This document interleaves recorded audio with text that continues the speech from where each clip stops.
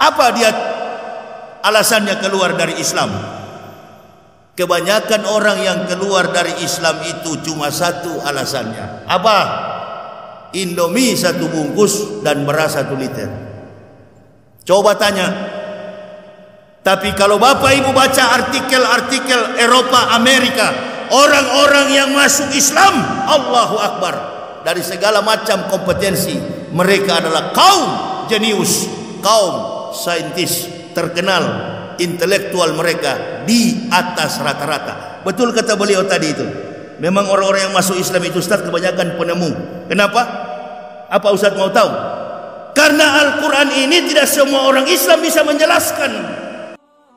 Sebelum lanjut, jangan lupa subscribe dulu channelnya dan nyalakan lonceng notifikasi agar tidak ketinggalan update video Islami terbaru dari channel Termometer Islam. Terima kasih sudah berkunjung. Semoga sehat selalu. Ma'asyiral muslimin, kita saat ini dalam suasana yang sangat memprihatinkan. Apa yang disampaikan oleh khatib,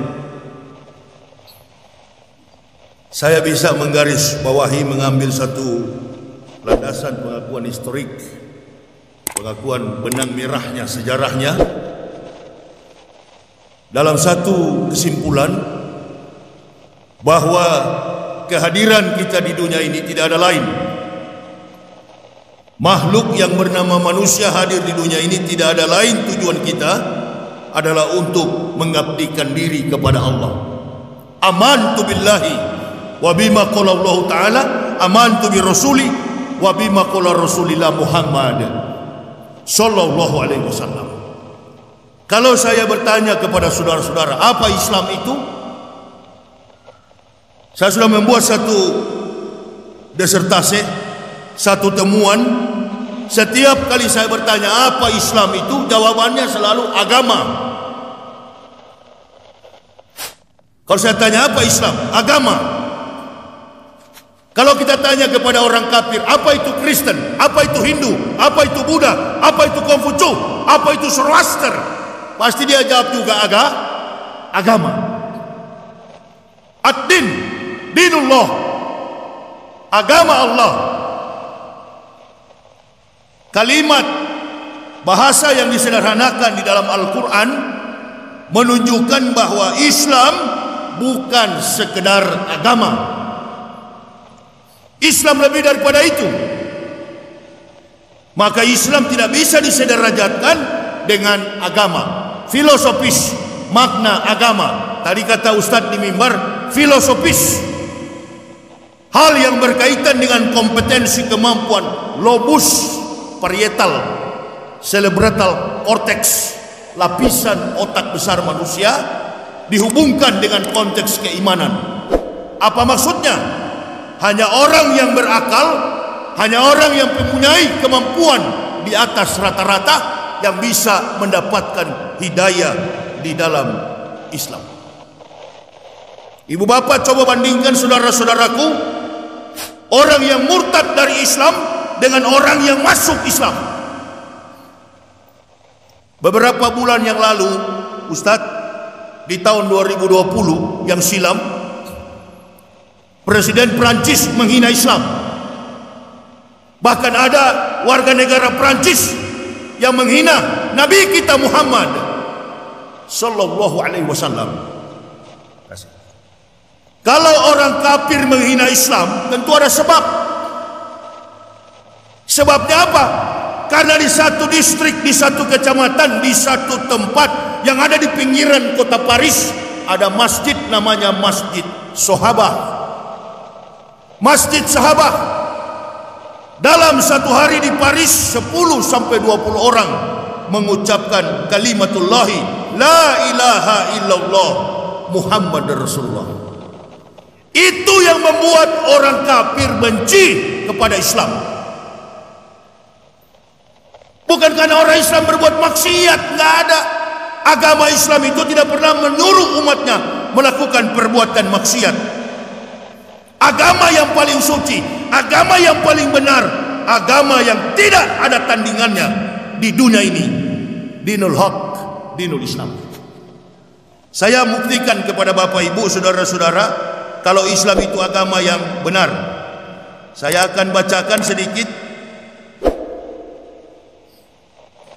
bagaimana orang kafir, data yang ada berkembang di dunia, bagaimana tingkat kemaksiatan, tingkat kejahatan yang dilakukan orang kafir dalam catatan sejarah yang telah membuktikannya dari kejahatan-kejahatan paling ekstrim di dunia ini. Yang pertama, 10 negara dengan tingkat perampokan tertinggi di dunia. Habib Rizik sekarang lagi sidang. Dia merampok atau tidak? Beliau mencuri atau tidak? Karena orang kafir, orang munafik, bahkan ada orang Islam yang sudah terkontaminasi dengan virus kafir, virus munafik yang ikut membenci Habibana Rizik Syihab. Orang munafik itu lebih kejam daripada orang kafir. Nah, supaya kalau ada munafik di sini, selesai kau. 10 negara dengan tingkat perampokan tertinggi di dunia. Yang pertama, Afrika Selatan, agamanya Kristen mayoritas. South African. Sweden, Swedia, mayoritas Kristen. Amerika Serikat, nah ini data salah. Kalau Amerika Serikat bukan Kristen, Amerika Serikat liberal. Ini saya kritisi, tapi memang banyak juga Kristen. Tapi Amerika itu orang Amerika, bukan penduduk asli. Penduduk Amerika itu bukan penduduk asli, semuanya pendatang. Jadi kebanyakan di sana otaknya liberal. Orang Islam ke sana pun bisa terkontaminasi menjadi liberal. Yang keempat, England and Wales. Ini mayoritas beragama Kristen. Yang kelima adalah India, beragama Hindu. Yang keenam, New Zealand, Kristen. Kanada, Kristen. Australia, Kristen. Zimbabwe, Kristen. Denmark, and Finland. Itu semuanya beragama Kristen. Kemudian tingkat pelacuran tertinggi di dunia. Yang pertama Thailand, Buddha. Denmark, Kristen. Italia, Kristen. Germany, Kristen. France, Prancis, Kristen. Norwegia, Belgia, Spanyol, United Kingdom, Kristen. Finlandia, Kristen. Apalagi? Adakah negara Islam yang begini? Enggak pernah ada. Ada upaya untuk meratakan Islam di muka bumi. Saya punya keyakinan, saya dari kafir masuk Islam, punya keyakinan Islam tidak akan runtuh. Tapi keimanan orang Islam tidak menutup kemungkinan tinggal nama. Tadi saya sholat, afwan Ustaz, anak sempat merontak dalam hati. Sholat bagaimana ini kaki kita rapat? Sukufakum ina taswasopa minta mami. Sholat imam komando begitu ya Ustaz ya. Kalau sholat kaki rapat, lurus. Rapat bagaimana ini, ada tanda-tanda setan di dalam. Tanda-tanda apa ini? Untuk membatasi kita sholat. Wallahu alam bisawab. Yang penting hati kita lurus kepada Allah. Ku tantang, ku injak-injak tadi. Saya injak di tengah sholat. Tidak ada penyakit dalam masjid. Yang ada penyakit di luar masjid. Membenci, menyakiti, menumpahkan darah sesama muslim. Itu penyakit yang paling bahaya. Virus politik yang menguasai Indonesia. 1-2 orang jenderal, 1-2 orang menteri, presiden, bajingan-bajingan yang ada di lingkaran Jokowi, mereka berurusan politik, membias kepada seluruh masyarakat komponen Indonesia. Nah coba lihat kalau kita sholat begini, nah ada polisi, ada tentara, ada masyarakat, kita bersatu di dalam wadah Islamiyah. Untuk apa kita mau diadu domba? Jangan mau kita diadu domba. Kita bersatu dalam ukhuwah Islamiyah. Ini cuma kepentingan orang-orang di pusat. Makanya jamaah, saya sarankan kepada kita sekalian, banggahlah kita beragama Islam ini dengan cara apa? Tadi yang Ustadz katakan di mimbar itu, beriman sebenar-benar beriman, berbanyak menimba ilmu di masjid. Jangan pernah bosan. Ketika mendengar ada tabligh akbar, datangi ke masjid, timbah ilmu, cari guru-guru dengan segala macam kompetensi kemampuan mereka. baik di bidang tauhid, di bidang tafsir Quran, di bidang umrah haji dan lain sebagainya. Kenapa? Karena dunia saat ini sudah menunjukkan sesuatu yang tidak baik. Bayangkan Ustaz, setiap tahun kita umrah, setiap tahun kita melaksanakan haji. Wallahu alam bisawab. Apakah tahun depan ini nanti 1400 Ustaz, 42 Hijriah, kita masih bisa berhaji? Tidakkah Bapak Ibu saudara-saudaraku berpikir bahwa ini adalah upaya orang kafir? Walan tardo ankal yahud wala nasoro hatta tatabiya milatahum. Mereka menghancurkan Islam. Yahudi dan Nasrani itu adalah musuh bebuyutan, bukan sesama Muslim. Sesama Muslim kita berkasih sayang, melihat kebatilan. Asakata anil haqqi syaitonun akros. Barang siapa melihat kebatilan lalu tidak menegakkan tidak memberantas kebatilan dan menegakkan kebenaran, maka mereka adalah syaitonun akros, setan yang bisu. Setan yang bisu. Saya ini Bapak Ibu saudara, bukan dari latar belakang Islam. Saya orang Manado. Saya istri dan 3 orang anak. Kami masuk Islam karena petunjuk hidayah menurut kebenaran kitab suci Al-Quran. Tadi saya katakan, amantu bi rasuli wa bima qala Rasulillah Muhammad sallallahu alaihi wasallam. Allah itu punya 2 sifatnya kepada makhluk manusia. Yang pertama, Allah itu ya Rahman. Yang kedua, ya Rahim. Rahim kepada Muslim, Rahman kepada kafir. Allah memberikan kasih sayang kepada orang Islam. Fi qarari makin. Dari dalam ditiupkan, laqad ansalna ayati mubainatin wallahu yahdi ma yasya'u illa siratal mustaqim. Lalu dia memberikan petunjuk kepada siapa? Kepada orang yang mendapatkan kebenaran melalui tulisan Al-Quran. Nah, rahmannya kepada manusia, hudal linas, kebaikan Allah kepada seluruh manusia ini. Kama arsalna fikum rasulan, diutusnya seorang rasul, Nabi kita Muhammad sallallahu alaihi wasallam. Bukan Nabi orang Arab, bukan Nabi orang Jerman, bukan Nabi orang Amerika, bukan Nabi orang Indonesia, bukan Nabi Australia.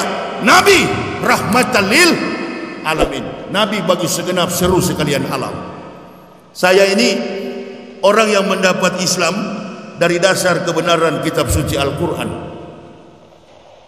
Saya sudah membaca Al-Quran ini kurang lebih 8 tahun sejak saya bertugas sebagai pendeta. Dokumen saya ini Ustaz, di sana saya rektor, ini dokumen saya. Saya yang mempendetakan para pendeta. Saya tinggalkan agama itu dan saya masuk menjadi Muslim. Saya mempendetakan para pendeta, saya tinggalkan. Saya masuk menjadi agama Islam bersama istri dan 3 anak. Apa yang kurang dalam diri saya? Enggak ada. Fasilitas gereja dijamin. Saudara sanak family sayang sama saya dan keluarga. Begitu kami masuk Islam, caci maki, fitnah, hinaan, bahkan banyak dari teman-temanku hilang nyawanya karena mempertahankan nilai kebenaran tauhid. Kita yang sudah Islam, innalillahi wa inna ilaihi rajiun. Ada yang sudah beragama Islam murtad. Sudah murtad nggak tahu malu, berkoar-koar di YouTube, berkoar-koar di publik. Murtad. Kenapa murtad? Mengaku ustad lagi, mantan ustad. Orang dari Lombok itu bikin malu. Kita yang dari kafir masuk Islam. Coba tak ibu bapak bandingkan orang yang masuk Islam dengan orang yang keluar dari Islam. Mayyakillahu fahuwal muhtadin wa mayudlil faulaika humul khasirun. Orang yang dari kafir masuk Islam, nama mereka adalah muhtadin, orang yang mendapat hidayah. Orang yang keluar dari Islam namanya murtadin, orang yang murtad. Apa dia alasannya keluar dari Islam? Kebanyakan orang yang keluar dari Islam itu cuma satu alasannya. Apa? Indomie 1 bungkus dan beras 1 liter.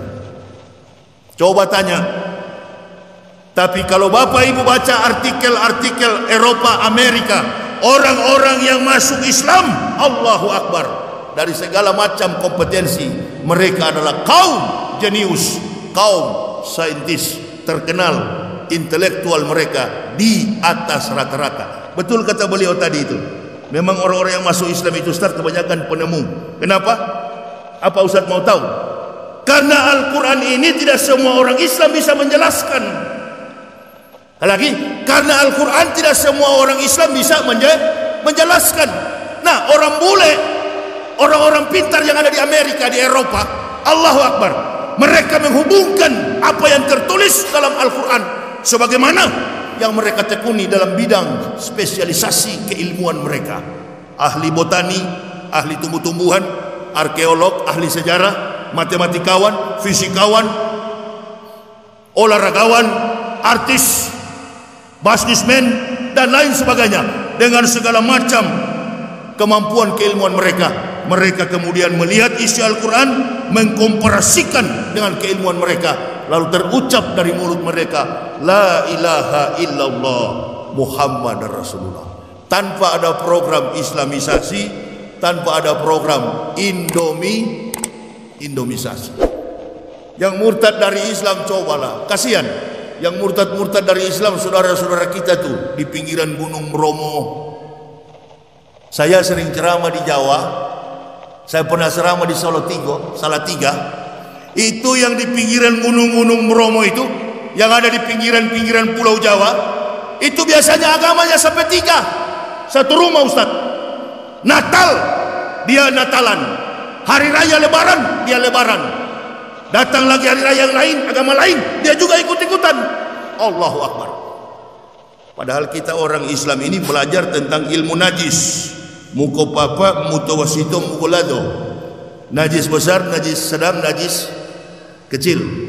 Kemarin saya ceramah di Bukit Tinggi, lewat dari Sawalunto.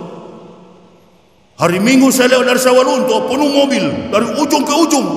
Ada acara apa ini? Innalillahi. Acara baku kejar apa itu? Buru ale. Pegang anjing. Wow, sampai 5 biji di atas motor, 5 ekor. 3 di depan, 2 di belakang, pakai kopiah miring begini bawa motor. Istri saya tanya, agama apa itu mereka, Pak? Agama Yahudi. Masa ada Yahudi di sini? Banyak, itu Yahudi semua, saya bilang. Itu kan pakai kopiah, itu orang Islam. Bukan Yahudi. Kalau orang Islam tidak pegang anjing, najis. Kok bisa begitu, Pak? Iya, saya tanya kepada teman saya yang datangkan saya. Kok bisa begitu, Buya? Iya Ustaz, nggak bisa dilarang itu. Saya tanya, agama apa itu? Istri saya tanya, itu Yahudi. Banyak di sini, Pak, ya. Banyak turunannya itu. Tapi istri saya bilang, hidungnya tidak mancung-mancung itu, Pak. Iya, di sini Yahudi pesek. Karena sudah jengkel saya. Apakah itu kita bilang bukan saudara? Tetap saudara. Bagi saya lebih baik begitu daripada antum mengaku kiai, antum mengaku ulama, antum mengaku pejabat, tapi antum bersekongkol dengan orang kafir, merusak Islam, menghancurkan Islam, bahkan membunuh saudara Muslim. Masih lebih bagus itu. Itu urusan pribadi, nggak berhubungan dengan maksiat, nggak berhubungan dengan kejahatan. Daripada kau mengaku ulama, kau mengaku kiai, kau bersekutu dengan orang-orang kafir, menghancurkan Islam. Ini munafik di akhir zaman punya kerjaan. Di Riau, Aceh, Sumatera Barat, alhamdulillah, Lampung, Jambi, kita jaga ukhuwah Islamiyah ini. Bahkan saudara-saudara kita yang ada di Kalimantan, di Pulau Jawa, masih banyak yang setia. Berhati-hatilah jamaah. Ini keadaan kita di Indonesia ini makin tidak tenang, makin tidak menentu arah politiknya. Kenapa? Karena Islam diupayakan baik secara global, Ustadz, maupun dalam konteks Indonesia. Ada orang-orang yang berupaya untuk melenyapkan Islam di muka bumi. Kita berdoa, mudah-mudahan ini raja yang pengecut ini di Arab Saudi sana, ini Salman ini jadi pemberani. Dia mulai memanggil orang-orang di seluruh dunia untuk datang beribadah nanti di bulan haji dan melaksanakan aktivitas umroh, supaya orang-orang kafir sadar, nggak usah kita takut kalau virus begini. Yang paling bahaya itu yang perlu kita takuti adalah virus munafik. Ya, silakan ibu bapak, saudara-saudaraku. Saya kira ini apa? Tidak tahan saya Ustaz. Saya tidak tahan panas, makanya masuk Islam. Allahu Akbar. Ya, jadi jangan memang nak tahan panas saya. Itu. Makanya saya masuk Islam. Oh, memang betul-betul kalian ini. Ini lama-lama kugas kalian panitia masjid ini ya. Mau coba kalian sama saya. Rupa-rupanya ada. Jangan takut dengan biaya ini. Mau mentang-mentang Covid dia takut bayar listrik. Jangan takut. Ini nanti jamaah bayar ini listrik ini. Nanti Allah yang balas bayar. Ibu bapak saudara-saudaraku, saya tidak panjang lebar, insya Allah ada 2 malam. Besok malam di masjid apa Ustaz? Mukoribin. Jalan mana itu? Panam. Di masjid Mukoribin. Insya Allah saya sampai tanggal 10 di Pekanbaru, kemudian 14 ke Rohul. Jadi saya ini sudah 15 tahun berdakwah, berkeliling Indonesia pakai mobil. Nggak ada cerita saya dengan Covid itu, nggak saya pakai dari pertama itu. Dari awal saya nggak peduli. Tapi jamaah jangan ikut-ikutan saya, tidak bermasker. Jamaah tetap pakai masker, ikuti protokol kesehatan. Virus itu bukan tidak ada. Ada virus itu, ada. Virus itu ada. Kita tidak boleh takabur. Kita beriman kepada Allah, tapi setiap orang tentu beda. Orang yang pakai masker itu orang cinta, sayang dan percaya kepada virus. Yang tidak pakai masker itu orang yang tidak disiplin, seperti saya begini. Jangan ikut-ikutan. Orang yang beriman kepada Allah, beriman kepada virus, wah virus itu ada. Dan orang yang tidak pakai masker itu adalah orang yang mengingat apa yang dikatakan Joko Widodo, presiden, kita berdamai dengan virus corona. Jadi saya kalau ditanya petugas kenapa tidak pakai masker, saya ikuti kata-kata presiden, kita berdamai dengan corona. Jadi saya sudah berdamai dengan corona, saya tidak mau pakai masker. Alasannya kalau di pengadilan, kata Jokowi, masih ada saya simpan ini, saya download di handphone saya. Kata Jokowi bersahabat dengan corona. Ini susah dihukum ini kalau ada download begini. Ini gara-gara Covid inilah Habib Rizik sekarang menghadapi sidang.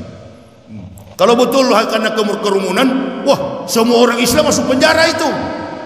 Karena setiap Jumat kita berkerumun begini. Sudahlah, tidak usahlah munafik, berhentilah, bersatulah kita. Kalau negara ini mau jadi baik, jangan pernah ganggu-ganggu Islam. Dan kami sebagai pendakwah akan tetap pada pendirian, jangankan penjara, mati di jalan Allah, ghotbatun fisabilillahi aurahatun khairun minat dunya wa ma fiha. Berangkat pagi atau sore, berjuang di jalan Allah adalah lebih mulia daripada dunia dan segala isinya. Kami akan tegakkan agama ini sampai masuk ke dalam liang kubur. Allahu Akbar. Nggak bakal mundur. Dari tahun 2010 saya berdakwah di Pekanbaru sampai sekarang alhamdulillah dalam keadaan sehat walafiat karena doa jamaah. Doakan kami terus jamaah. Ini saya baru tiba di kota Pekanbaru 2 hari lalu dan sekarang saya berdakwah di sini. Mudah-mudahan penyakit ini, Covid ini ya sebentar lagi diangkat oleh Allah. Otak-otak munafik ini dibersihkan semuanya oleh Allah dan kita bersatu seluruh komponen masyarakat Indonesia. Habibana bebas, Habib Rizik bebas. Kendati pun FPI sudah diganti sekarang namanya tentang apa? Saya sarankan semua kita walaupun tanpa front pembela Islam, semua di dalam diri seorang Muslim ada jiwa untuk memperjuangkan agama Islam. Tanpa ada label, tanpa ada lembaga, tanpa ada organisasi Islam manapun, jiwa kita tetap mencintai Islam. Allahu Akbar. Takbir kepada Allah. Kita tetap memperjuangkan agama ini karena ini adalah harga diri. Kalau NKRI harga mati, iman tauhid adalah harga diri. Harga diri enggak punya nilai, jangan dijual-jual. Nah, orang-orang munafik suka menjual harga. Natal jadi security. Jadi security gereja. Karena dilihat baik oleh pimpinan munafik, dijadikan sebagai menteri. Innalillahi wa inna ilaihi rajiun. Lihat ya. Katanya memperjuangkan NKRI harga harga mati. Kendati masjid dijaga. Jadi satpam. Tidak berapa lama kemudian bertambah jabatan menjadi pejabat. Innalillahi. Saudara Muslim dibenci, kafir dirangkul. Terbalik dunia ini. Nah, kita doakan di penjilat-penjilat ini pemakan-pemakan tai ini. Ustaz, kalau di Islam itu menurut Rasulullah orang begitu pemakan tai kan? Karena Rasul bukan pemakan tai. Kata Nabi SAW, yang aku khawatir dari umatku, karena mereka mengaku Muslim, yang aku khawatir dari umatku adalah apa yang mereka pikirkan. Apa yang mereka pikirkan hanya makan. Yang masuk dari mulut disimpan ke dalam perut. Itulah harga diri mereka. Tidak lebih dari apa yang keluar dari dalam perut mereka adalah tai. Jadi banyak sekali pemakan tai di Indonesia ini. Kita doakan di pemakan tai ini supaya umur pendek, cepat selesai, dan digantikan pejabat-pejabat yang cinta kepada Islam, cinta kepada agama ini, karena mayoritas bangsa ini adalah Muslim. Saya kira ini jemaah yang bisa saya sampaikan. Lihatlah Ustaz, masih bertahan mereka ini. Padahal sudah lapar semua ini. Iya, sama. Saya juga sudah lapar sebenarnya. Jadi Ustaz, tidak usah lama-lama. Nanti kita ketemu di Al-Muqarribin. Saya memang kalau siang begini tidak tahan panas saya. Itu kalau tidak cepat masuk Islam, bukan main neraka saya paling dalam itu. Alhamdulillah sudah masuk Islam, ahlul kitab, tempatnya kata Allah adalah surga. Pendeta-pendeta yang tidak masuk Islam, tempatnya neraka jahanam. Walladzina kafaru wa kassabu bi ayatina ulaika ashabun nar khalidina fiha wa bisal masir. Dan ahli-ahli kitab yang mendustakan ayat-ayat kami tempatkan ke dalam neraka jahanam. Itulah seburuk-buruk tempat kembali. Pendeta yang masuk Islam masuk surga, pendeta yang belum masuk Islam tempatnya adalah neraka jahanam. Ini pendeta jengkel sekali sama saya.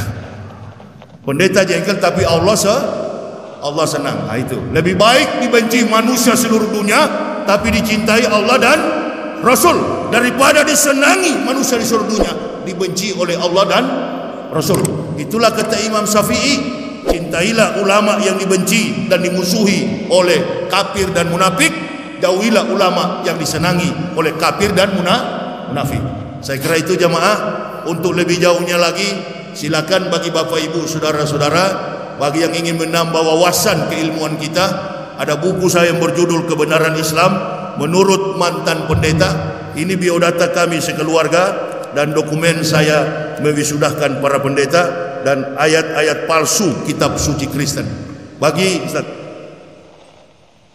jamaah yang ingin mendapatinya, ada dokumen saya lengkap biodata saya dalam buku ini untuk referensi kita di rumah nanti, memperkokoh keimanan ketauhidan kita. Karena buku juga baru saya tulis dengan judul Munafik. Jadi ini bisa dimiliki oleh jamaah. Silakan ambil di mobil saya, tapi bayar.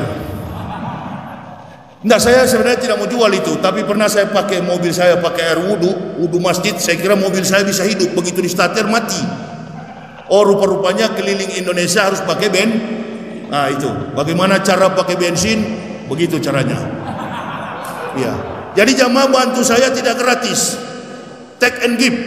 Lebih baik tangan di atas daripada tangan di ambok. Tak pernah berharap dari masjid. Tapi kalau sudah disiapkan, apa boleh buat? Begitu Ustaz ya. Jadi saya kira itu dulu. Saya ceramah yang penting ini aja bayarannya. Apa itu? Kalau tidak ada ini, perang dunia ketiga kita. Ini saja bayaran ambok kalau ceramah, kopi hitam. Ya, jadi saya kira jamaah itu saja. Ini lain sudah pada keluar, mungkin mau kerja lagi. Saya juga tahu ini jauh waktunya pendek. Insya Allah nanti di Masjid Muqarribin dan Masjid apa Ustaz? Nurul Huda, Sebrantas, Jalan Subrantas. Saya kira itu sampai tanggal 10. Saya kira begitu jemaah. Nanti bagi yang berminat untuk memiliki buku saya, ada di mobil saya depan itu, mobil Chevrolet plat B. Silakan bagi yang berminat untuk mendapatinya. Terima kasih atas segala perhatiannya. Mohon maaf atas segala kekurangan kami. Usikum wa nafsi bitaqwallah. La ilaha illa huwa 'alallahi falyatawakkalul mu'minun. Assalamualaikum warahmatullahi wabarakatuh.